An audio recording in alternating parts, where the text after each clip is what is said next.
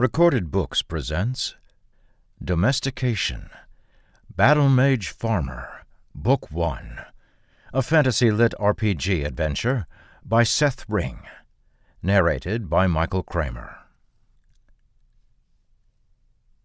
Chapter 1. This game is the worst. John stared morosely down the long path, wincing as his cart bounced across the ruts formed by the late spring rain.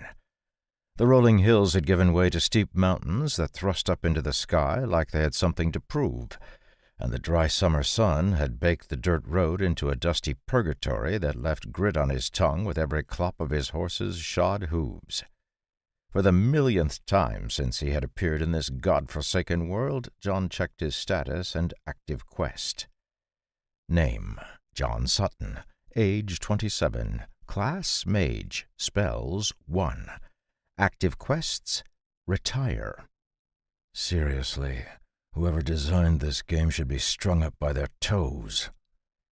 No matter how many times he looked at the floating blue window hovering just outside of reach, John could not quite wrap his mind around the fact that he had been summoned to a parallel world like some web novel protagonist. It had been 10 brutal years, and no matter how he cut it, this world was no fun-loving adventure. The fact that he had survived long enough to activate his current quest was nothing short of a miracle, and no matter how barren the mountains ahead of him, he was positive it was better than what he was leaving behind. Retire. You have been discharged with high honors by the Royal Leperian Army and granted a deed to a small farm in the Robane Mountains at the frontier village of Fairford. Speak to the village leader to claim your land. Spitting to try and clear the dust from his mouth, John stared ahead at the mountain path, no shorter than it had been when he looked a moment ago, and sighed, forcing down the annoyance that smoldered in his chest. If I ever find the person who created the summoning spell, I swear I will visit such wrath upon them that their ancestors feel it. Alas, the spell and its creator were long gone, burned to ash in the ruins of a city far from the Robane Mountains. The grumbling had long become a habit, and after sending a few more choice curses into the ether, John settled into his other habit, pulling mana from the air around him, breathing it in and circulating it through his lungs and into his heart. Like liquid fire, the pure essence of the world poured into his body, causing a burning glow to light up his half-closed eyes. Breathing out the impurities he had filtered from the ambient mana, he could sense them igniting under the heat manifested by his gaze.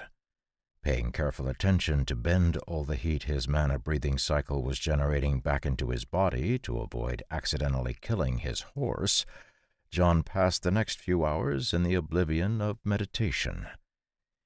He would have continued, but the path finally changed as the cart arrived at the top of the mountain that he had been climbing.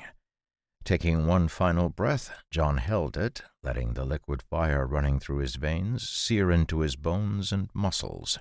The process was as excruciating as always, but not a twitch crossed his face as the pain rolled through him. Once it faded, John opened his eyes and stared down across the short valley that spread out at his feet. Roughly 60 miles wide and only 15 miles long, the valley contained everything a picturesque valley should, and for the first time in 10 years, John felt a sense of genuine happiness washing over him. Thick green forests covered most of the valley, with small patches of green and yellow fields concentrated around a small village at the foot of the mountain path. A river wound its way through the valley, appearing from the woods and then vanishing into a gorge further down the mountain range, reminding John of a silver belt he had once seen discarded among the crumpled covers of a bed. Taking a closer look at the village, John could hardly suppress the sigh that rose to his lips. He had fought hard for this chance, and nothing in the entire world would stop him from achieving it.